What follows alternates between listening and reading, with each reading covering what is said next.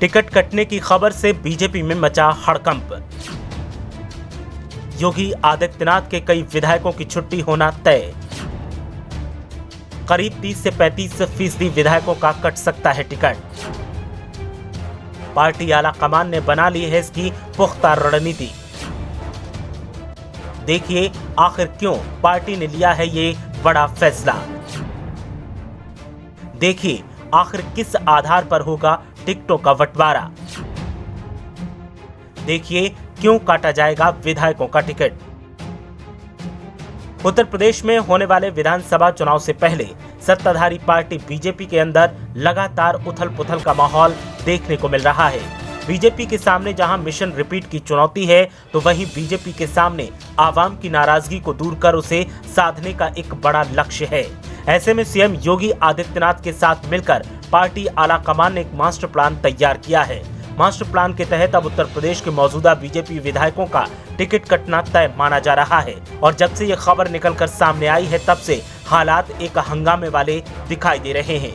मौजूदा विधायक अपनी सीट बचाने के लिए दरबार में हाजिरी देने लगे हैं।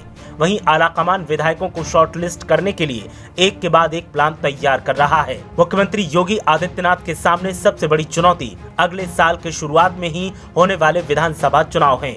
सूत्रों के मुताबिक बीजेपी मौजूदा विधायकों में करीब 30 से 35% विधायकों के टिकट काट सकती है। पार्टी से जुड़े सूत्र बताते हैं कि बीजेपी अपने विधायकों का सर्वे करवाएगी। क्षेत्र में काम और लोकप्रियता के आधार पर टिकट पर अंतिम मोहर लगेगी। बताया जा रहा है कि अगस्त में सर्वे करवाया जाएगा। इसी के आधार पर नए चेहरों को मौका दिया जाएगा। सूत्रों की माने तो कुछ मंत्रियों के टिकट भी कट सकते हैं। सर्वे के आधार पर मौजूदा विधायकों का परफॉर्मेंस आंका जाएगा और फिर उनके सियासी भविष्य का फैसला पार्टी नेतृत्व करेगा। सूत्रों की माने तो इस बार सर्वे के आधार पर करीब 30 से 35% मौजूदा विधायकों का टिकट काटा जाएगा और उनकी जगह पर नए चेहरों को मौका दिया जाएगा। एक आम धारणा है कि सरकार में रहने वाली पार्टी को सत्ता विरोधी लहर का नुकसान उठाना पड़ता है। इसीलिए बीजेपी की रणनीति है कि जो भी थोड़ी बहुत नाराजगी जनता और पार्टी कार्यकर्ताओं में होगी, उसको स्थानीय स्तर पर ही इस फॉर्मूले से दूर कर लिया जाएगा। साल 2019 के लोकसभा चुनाव में भी इसी फॉर्मूले को अमल में लाया गया था और जिन सांसदों का परफॉर्मेंस पार्टी के हिसाब से ठीक नहीं आया था, बड़ी संख्या में उनके टिकट काटे गए थे। हालांकि इसके साथ ही बीजेपी और योगी सरकार आगामी चुनाव में जीत के लिए दूसरे मोर्चे पर भी लगातार काम कर रही है। कुछ ही दिन के अंदर सामाजिक और क्षेत्रीय संतुलन को साधने के लिए योगी मंत्रिमंडल का विस्तार भी किए जाने की संभावना है। चुनाव के समय नाराजगी न हो, इसके लिए किसी मंत्री को हटाया नहीं जाएगा, लेकिन मंत्रालयों में फेरबदल संभव है।